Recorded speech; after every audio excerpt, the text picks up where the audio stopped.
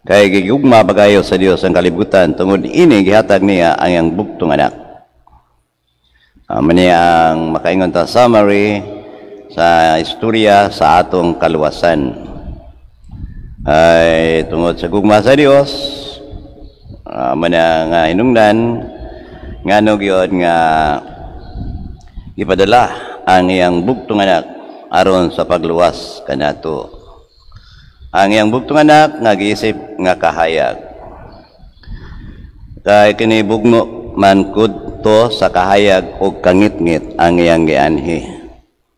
Nabaluta nga ang kangitngit darkness mawagtang na pinagi lang pag pasiga sa suga.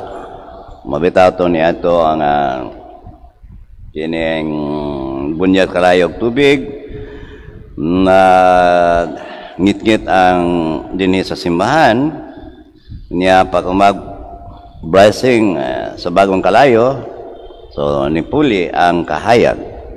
Sa iyo na kayo ang pagbuntog sa kangit-ngit binagi pag adunalay kahayag nga may mudan-an. Pero lisod buntugon o lisod mugnaon ang kangit-ngit. Sa aman, kaya may itong kangit-ngit, kaya atom lang madagkot lang ta. Pero kung mumugna tag kangit-ngit, lison man. Saan man. Salipdan, or taguon ba, ang source sa kahayag. Mama na naagyod, no? Ang saan man na ito pagmugna o kangit-ngit.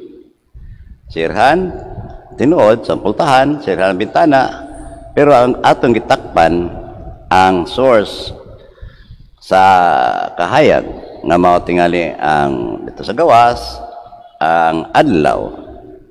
Kung diha sa sulod sa atong panimalay na tay suga pagnon ang source of light. So doon na ka ngit-ngit. Manang nahitabo sa gitawag na to gibuhat sa mga Hudiyo kaniadto. Naibaw man sila nga si Kristo may ani nga kahayag mo na ilang gibuntog, ilang gipukan ang source sa kahayag nga mao gyud si Kristo na hinungdan nga gipatay nila.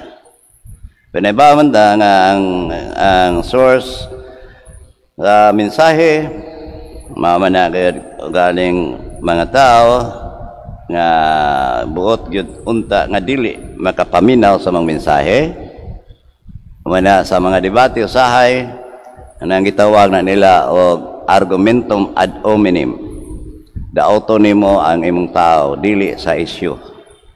No mana nga sa mga debate nga doon na gina sa arbiter ay mo tanaw lagi o kung sa man personalan na o issue ta. Muna nga si Kristo tingod namatay sa unya nabanhaw man pero nabaluta gipatay ang source pero ang mensahe nagpabilin. So muna ang kanunay gyud nga gibutang nila sa ilang una ang gituuhan gayud sa mga apostoles. Ngano nga agwanta sila sa mga panglutos kanila kay dili manggod mensahe nga ilaha ang ilang gisangyaw. Muna ang gibuhat sa unang pagbasa. Ang mga apostoles daghan naman kay isang namati nga mga tinunan. Ang mga apostoles nagwali na sila, muna gipadakop sila. Gipadakop sila tuyon ta nga mawagtang ang maong pagpadayon sa pagsangyaw sa unsay tinuod yun, unsay kamatuoran. Pero sa ebanghelyo sa unang pagbasa pa giluwas gyapon sila sa anghel. Kaligi dili buot nga ang mensahe mamatay bisan tuod ang mga mensahero pugngan pa. So amana kay kadaghanan sa atong masinatian o manasinatian sa mga martyr. Dili ba na personalan ang pagpatay kanila? Kundi ang pagsakripisyo sa ilang kinabuhi tungod sa mensahe nga ilang gisangyaw. So kung sila nakasinati, tinuod kamatayon, makapaabot sab kita nga lisod-lisoron ta kung kita magtinarong. Di kita makapaabot nga atong pagbinutan o pag manatarong wala nagay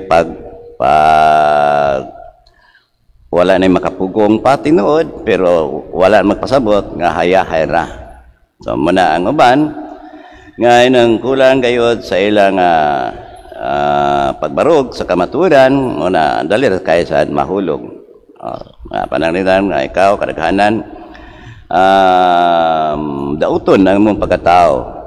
Pero nabaw ka man gibutang-butangan lang ka kung dili tinuod ang lang gibutang-butang diha kanimo so dili angay nga ikaw usab mahadlok sa pagpadayon sa pagbuhat og minatarong.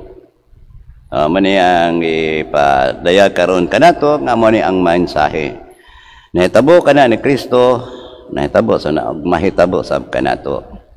Na ang pinanggang anak sa atong Ginoong Dios nasayad man siya nga dili ni iyang kabubuton kaniya sa Dios Amahan, mora gay ang gisandigan. Bisan pa ang kamatayon maoy bugti sa iyang pagtuman sa kabubuton sa Dios.